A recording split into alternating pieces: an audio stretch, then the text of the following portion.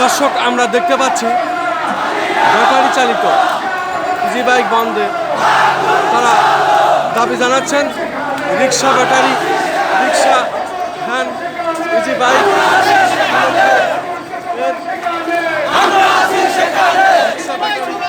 Rickshaw van ও easy bike সংগ্রাম পরিষদ একটি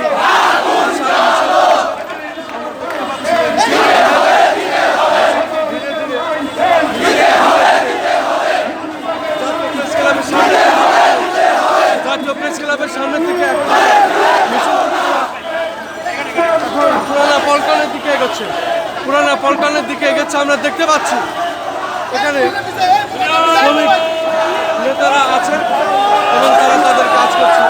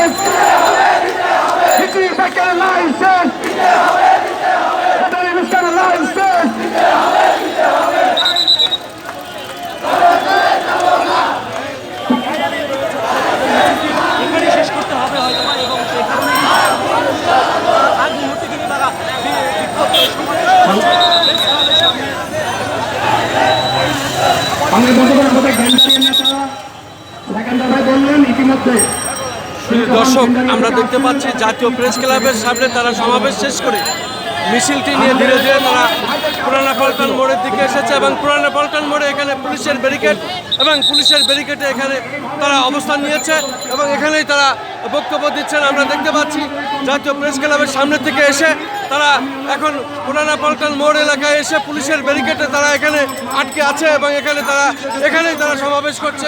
আমরা দেখতে পাচ্ছি রাস্তা যতটুকু পরিষ্কার করা যায় এবং একদিক থেকে গাড়ি যাচ্ছে এবং তারা রাস্তা অবরোধ করে এটা সমাবেশ করছিল, কিন্তু পুলিশ এখানে তাদের আটকে দিয়েছে এবং পাশ দিয়ে গাড়ি যাচ্ছে, গাড়ি যাওয়ার ব্যবস্থা করে দিয়েছে। সেটা আমাদের জানা আছে। তাদের দাবি জানাচ্ছে।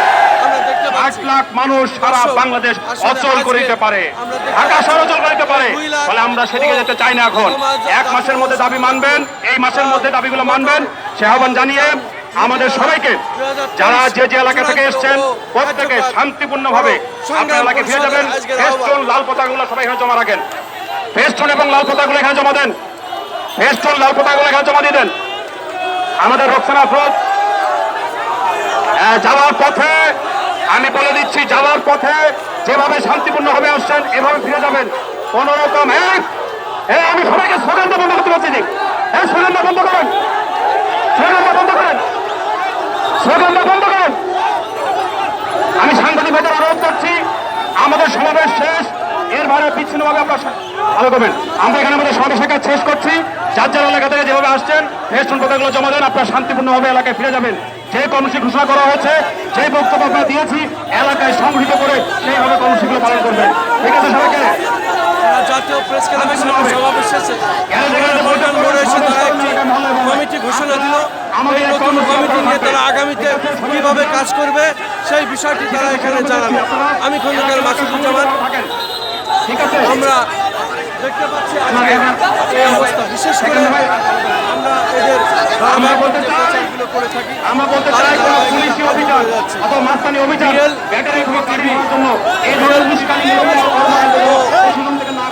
কালানুরুজবিদি কেএনবি এসএস সেই সাথে তারানুরুজবিদি.কমের সম্পাদক প্রকাশক হিসাবে ধারাবাহিকভাবে যে কাজটি আমরা তারই ধারাবাহিকতা বজায় রেখে আমরা আজকেও এই কাজটি করে যাচ্ছি এবং আমরা দেখতে পাচ্ছি এখানে হাজার হাজার শ্রমিক এই হাজার হাজার শ্রমিকরা এখানে এসেছে তারা তাদের দাবি আদায়ের লক্ষ্যে এই মিছিল স্লোগান দিয়ে যাচ্ছে মোড় এলাকাটি মূল স্লোগান দিচ্ছে এবং এই স্লোগানে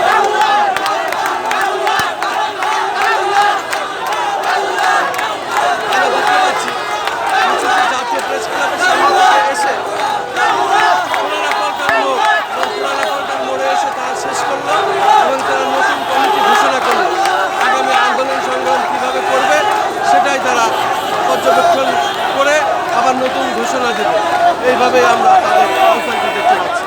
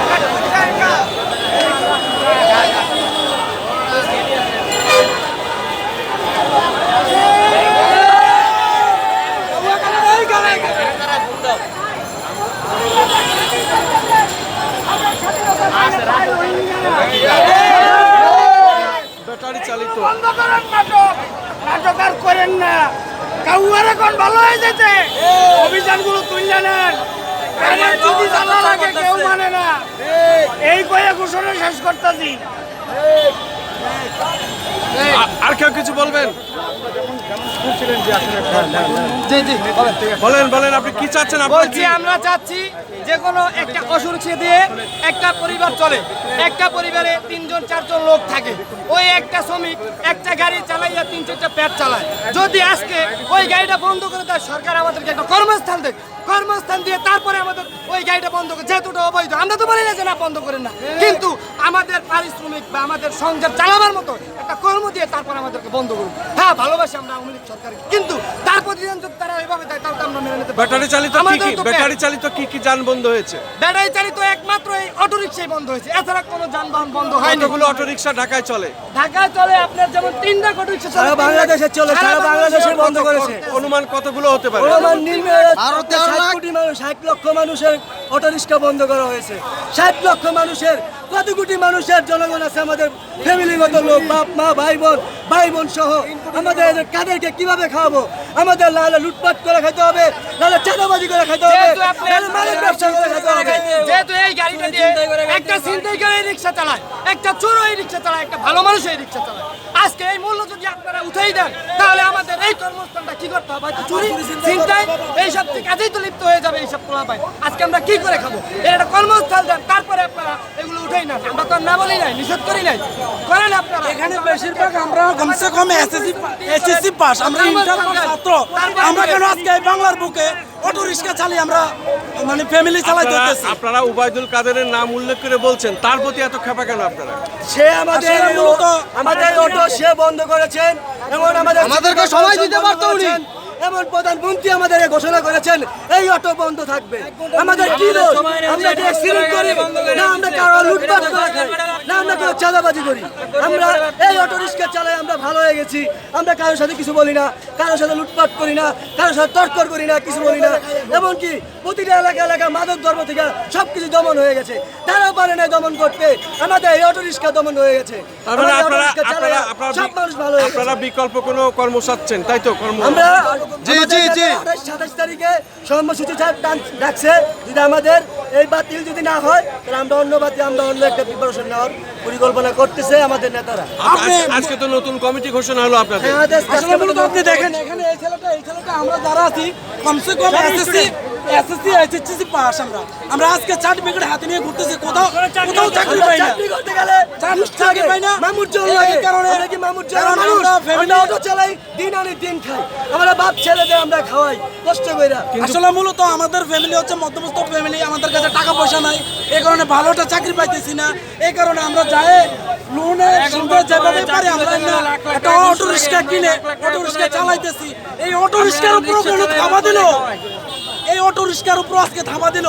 আমরা সার্টিফিকেট হাতে নিয়ে ঘুরতেছি, চাকরি পাই না, একটা অটো রিক্সা নিয়ে সংসার ফ্যামিলি চালাইতেছি, বউজি বাচ্চা নিয়ে চলতেছি। আজকে কেন এই বাংলাদেশের সরকার এই অটো রিক্সার উপর থাবাটা দিল? ওনার কি ফ্যামিলি নাই? আমাদের কি ফ্যামিলি নাই? আমরা কি আমাদের ফ্যামিলিকে বাঁচাইতে চাই না? তার মানে কি আমরা অটো রিক্সা ছেড়ে ড্যান্ডি, ইয়াবা, হাকুরু, ইয়ো মেউ মেউ সব কিছু নিয়ে রাস্তায় বসে মানে নেশাগ্রস্ত হয়ে পাগলের মতন ঘুরি, আর উনি আরামসে বসে দেখো যে বাংলার জমিনে বাংলার ছেলেরা নেশাগ্রস্ত অবস্থায় পড়ে আছে রাস্তার মধ্যে। তাই আমি মাননীয় সরকারের কাছে বিনীতভাবে আবেদন করতেছি, আপনার ছেলে হিসাবে আমাদের দুই হাত জুড়ে আপনার কাছে অনুরোধ জানাচ্ছি, এই যারা মোটর বাইক কিংবা অটো রিক্সা চালিত যারা এই পেশায় জড়িত আছে তাদের প্রতি আপনি সহায় অনুভূত হন, একটু মায়া দেখান, একটু দরদ দেখান, দেখবেন এই বাংলার জমিন সোনার বাংলা, সোনার ডিজিটাল হয়ে যাবে। আসসালামু আলাইকুম। শুধু দর্শক শুনলেন তাদের আকুতি, তারা চায় কর্ম, তারা চায় কাজ, তারা এই কাজের জন্যই আজকে হাহা করছে। এবং এই সরকার একসময় বলেছিল তারা ঘরে ঘরে চাকরি দিবে, কিন্তু চাকরি না থাকার কারণেই তারা পথে এইভাবে নেমে এসেছে। এবং তাদের আহ্বান এইভাবেই জানালো সরকারের প্রতি তাদের দৃষ্টি, তারা কর্ম চায়।